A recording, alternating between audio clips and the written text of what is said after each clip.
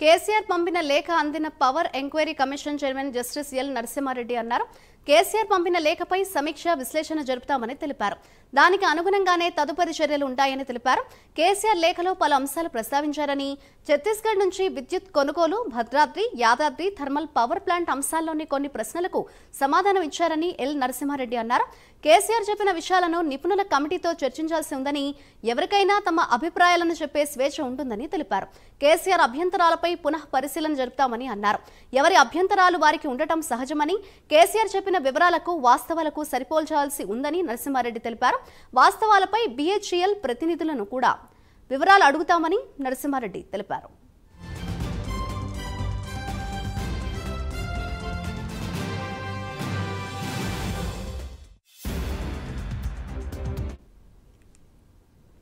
కేసీఆర్ పంపిన లేఖకు సంబంధించి అటు చైర్మన్ జస్టిస్ ఎల్ నరసింహారెడ్డి స్పందించారు. ఇదే అంశంపై మరింత సమాచారాన్ని మా ప్రతినిధి నాగేంద్ర అందిస్తారు. నాగేంద్ర, ఓవరాల్ గా కేసీఆర్ లేఖకు సంబంధించి జస్టిస్ ఎల్ నరసింహారెడ్డి ఏమని అన్నారంటారు? థ్యాంక్ యూ మాదిరి.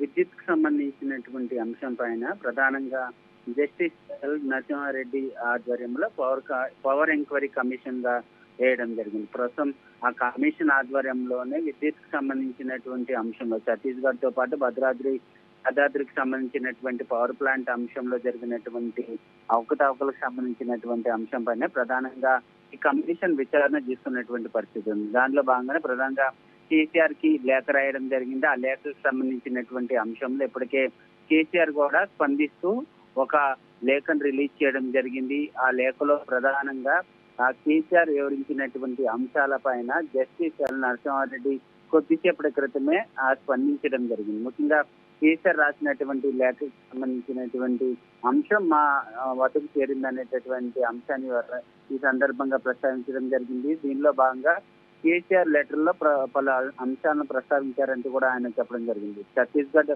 పవర్ పర్చేజ్ కి సంబంధించినటువంటి అంశంతో పాటు మరొకవైపు Bhadradri, Yadadri thermal power plant కి సంబంధించినటువంటి అంశాల్లోని ఏదైతే ఎల్ నరసింహారెడ్డికి సంబంధించినటువంటి కమిషన్ అడిగినటువంటి వివరాలకు సంబంధించి ఈ లేఖలో కొంత సమాధానం ఇచ్చినటువంటి అంశాన్ని కూడా ఈ సందర్భంగా ఆయన చెప్పినటువంటి పరిస్థితి.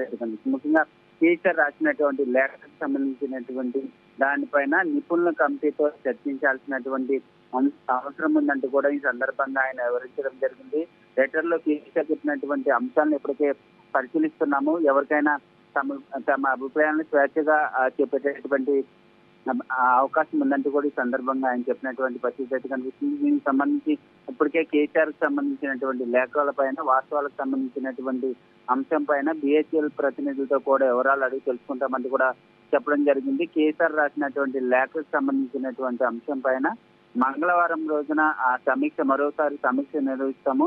ఆ సమీక్షలో ప్రధానంగా కేసీఆర్ ఇచ్చినటువంటి వివరణకు సంబంధించినటువంటి అంశం పైన ప్రధానంగా చర్చించిన తర్వాత మరొకసారి కేసీఆర్ కు సంబంధించినటువంటి అంశంలో ఇంకా వివరాలు కావాల్సినటువంటి అవసరం ఉంటే మాత్రం మరొకసారి ఆయనకి నోటీసులు ఇస్తామనేటటువంటి అంశాన్ని కూడా చెప్పడం జరిగిందని చెప్పాలి. Right, thank you Nagendra.